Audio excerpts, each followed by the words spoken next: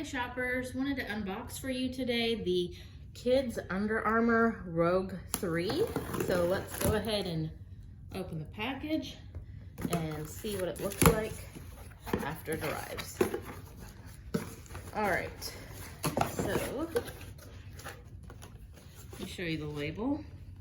So we got ours in a 2 youth. Again, this is the Rogue 3 Under Armour.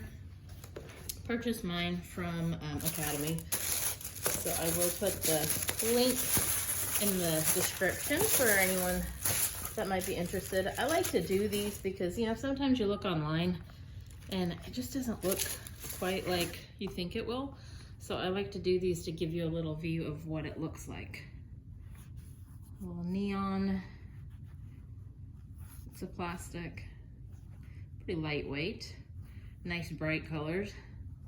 Nice mesh here. So this one, it's got these laces. These are kind of faux laces where you just slip your foot in and it's supposed to fit to your foot. So there's no lace tying involved here. So anyway, let me give you a full view of these. Nice bright colored shoes.